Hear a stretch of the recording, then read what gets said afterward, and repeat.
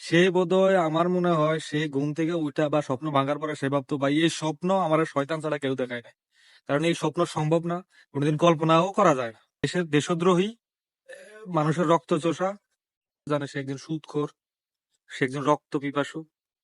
সালাম আলাইকুম। দুইজন মানুষ, একটা সময় দুজনের সম্পর্ক অনেক ভালো ছিল, কিন্তু কোনো এক অজানা কারণে একজন আরেকজনের প্রতি হিংসামূলক অনেক চাপ সৃষ্টি করেন। এর মধ্যে একজন হচ্ছে আন্তর্জাতিক খ্যাতি সম্পন্ন ডাক্তার মোহাম্মদ ইউনিস, যার দেশে কোনো মূল্যই ছিল না। তার দেশের মানুষ জানে সে একজন সুদখোর, সে একজন রক্ত পিপাসু।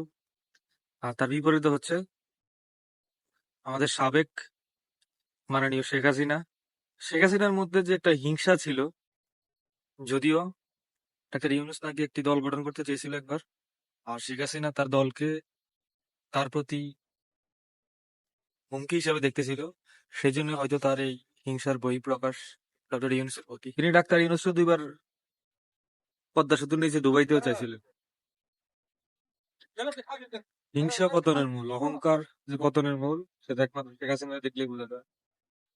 আজ থেকে আরো 10 দিন আগে যদি শেখ হাসিনা স্বপ্নেও দেখতো যে সে পালাই গেছে, ডক্টর ইউনুস দেশে আসতেছে, আইসা তার জায়গায় দখল করতেছে, সে বোধহয় আমার মনে হয় সে ঘুম থেকে উঠা বা স্বপ্ন ভাঙার পরে সে ভাবতো ভাই এই স্বপ্ন আমার শয়তান ছাড়া কেউ দেখায় না, কারণ এই স্বপ্ন সম্ভব না, কোনোদিন কল্পনাও করা যায় না। কিন্তু সেটাই করছে একজন, এত বেশি অহংকার করে ফেলছে, এত বেশি অহংকার করে ফেলছে যে তার পতন আল্লাহ এমন ভাবে করছে যে সে পালাই যাইতে হয়েছে। যাওয়ার সময় তাকে 45 মিনিট টাইম দেওয়া হয়েছে, সে জাতির জন্য যে কিছু বলবো ওই সময় তাকে দেওয়া হয় নাই।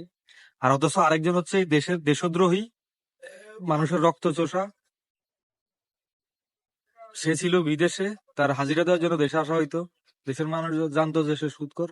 অথচ ঘটনাক্রমে এমন ঘটলো যে একজন গেল পালাইয়া, লোক চক্ষুর আড়াল দিয়া সে পালাইয়া গেল, একজন সরকার প্রধান থাকা অবস্থায় তাকে পালাই যাইতে হয়েছিল। আর আরেকজন যার নামে মামলা ছিল প্রায় 660 কোটি টাকার মামলা, আদালত তারে জরিমানা দেওয়ার জন্য 660 কোটি টাকা বলছিল।